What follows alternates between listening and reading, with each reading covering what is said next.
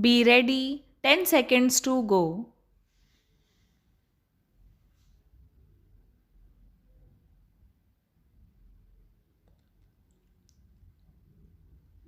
Start. Sir, my first question is whether there is any particular strategy at all which our government is applying to control the price rise. Because we had the 3 years of the Janta rule where there was no strategy at all, even the plan was called the rolling plan. That is why I am asking what is the strategy. It is not my intention to theorize here or to sound scholastic because scholastic debates are not meant for parliament, but common sense is.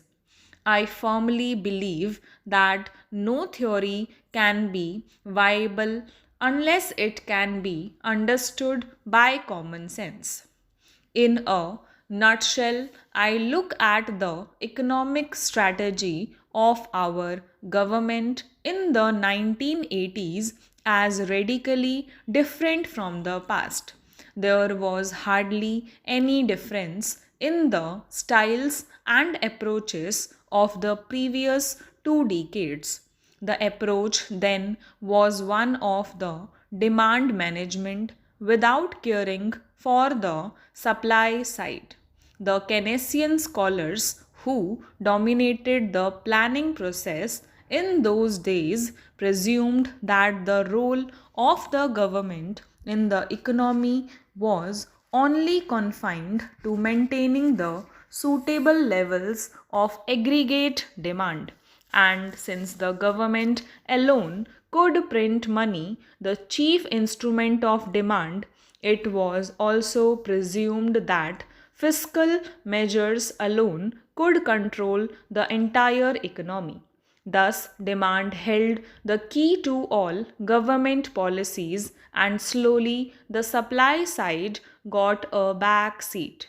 So, when there was a glut of goods in the market, it was thought that the crisis could be warded off by discouraging savings and encouraging spending, that is, through a fiscal remedy. Similarly, in a condition of scarcity, the first thing that the government would do was to tax the goods heavily, thus trying to lower consumption by artificial means. The proof of all this is there in the chain of licensing procedures, the maze of statutes and laws binding business activities, all formulated during the 1970s and the 1980s.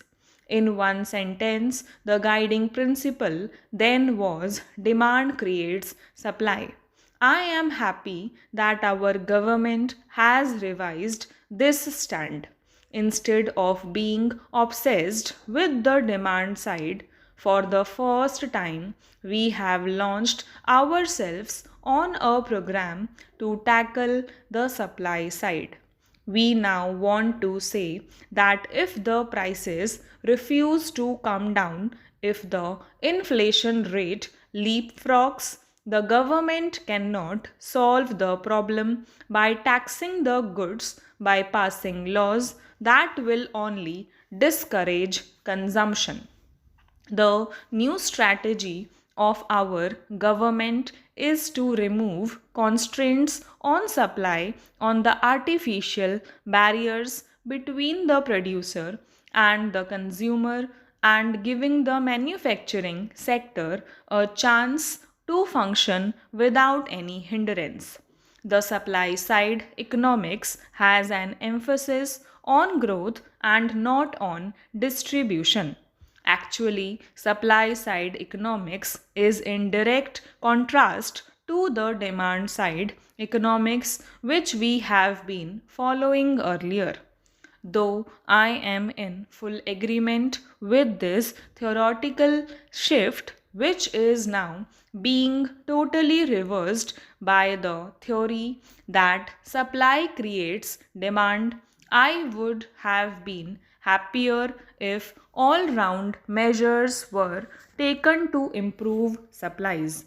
One very important part in supply side management is the infrastructure.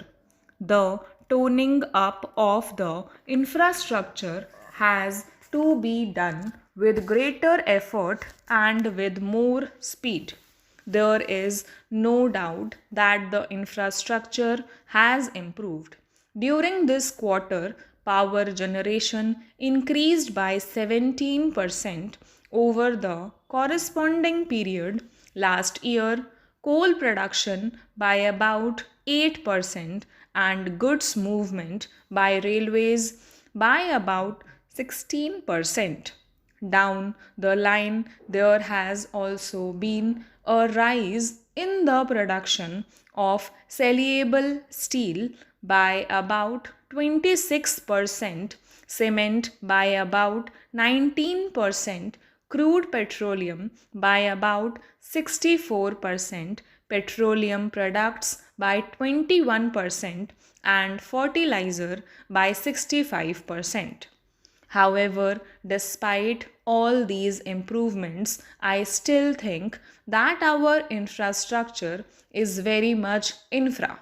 Even though our coal production has registered such a sharp increase, there has been chronic shortages for superior grade coal used in industry. The movement of goods on the railways has increased, but one still has to ponder how much of it is due to higher prices for trucking and how much of it is genuine. We have also to see to what extent the increase in our power generation is because of the good monsoon, because of which the generation of idle power has to be commensurate with the supply side management which we are attempting.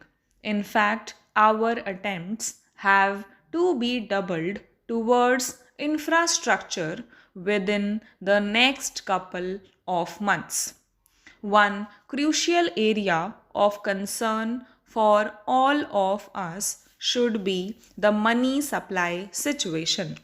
While I commend the efforts made by the government for decreasing the money supply situation in the country, I still feel that the recent impounding of currency in our monetary systems is not adequate enough. The cash reserve ratio and the statutory liquidity ratio have been increased. This may curtail the liquidity of the banks to the trading sector. Stop.